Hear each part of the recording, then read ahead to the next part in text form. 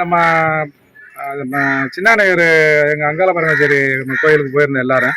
சிறுமணியந்திலேருந்து எல்லாரும் ஜாயங்குளம் வந்து நம்ம தம்பி ஒருத்தர் காது விட்டு வச்சுருந்தாரு, எல்லாம் ஜாயங்குளம் போனோம். அப்போ போது நல்லா மழை பெஞ்சிச்சு. ஆமாம், மக்கள் ஊரங்கிட்டத்தட்ட ஒரு 100 பேர்கிட்ட நம்ம அங்காள பரமேஸ்வரி கோயிலுக்குள்ள போய் உட்காந்துருந்தாங்க அந்த மலைக்காண்டி. அப்போ போது சரியான இடி ஒன்று விழுந்துச்சு. நாங்கள் எல்லாரும் பக்கத்தில் நின்றோம். அதில் மதினி வந்து உள்ளே நின்றவங்க. அதில் இடி விழுந்தவொடனே அந்த கலசத்தில் விழுந்து அந்த கோபுரம் விழுந்து அந்த கோபுரம் டாரை தெரிச்சு அப்படியே அந்த கல் சிதறி தான் அவங்களுக்கு அந்த மதினிக்கு அந்த இடத்துல காயம் இருக்குன்னு பார்த்துங்க. காது சரியா கேட்கல அந்த அதிர்ச்சியில. அதே மாதிரி மக்கள் ஊரம் ஒரே அலறு, அத்தா தாய் அங்காளேஸ்வரி எங்களை காப்பாத்துன்னு ஒரு அலறல்.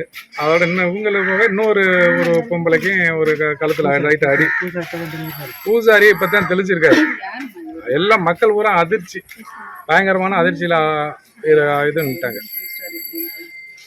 வேற எதுவும் உயிரிழப்பு எதுவும் இல்லை? உயிரிழப்பு எதுவுமே கிடையாது.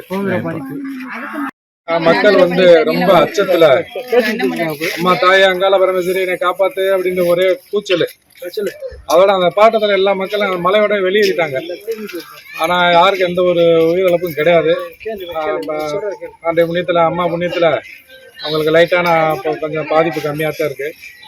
இது போக நம்ம கோயிலுக்கு நல்ல பரிகாரத்தை செஞ்சு எந்த ஒரு குறையும் இல்லாம இத்தனை உயிர்களை காப்பாற்றின அங்காள பரமேஸ்வரிக்கு இன்னும் மறுபடியும் ஒரு பரிகார நல்ல ஒரு பூஜைகளை செஞ்சு கோபுரத்துகளை சீரமைப்பு பணியில ஈடுபடணும். அதை நான் சொல்லியிருக்கேன். கோயில் நிர்வாகிகள்டையும் சொல்லிட்டு அப்போ ஃபோன் பண்ணி சொல்லிட்டேன், சரின்னு சொல்லியிருக்காங்க.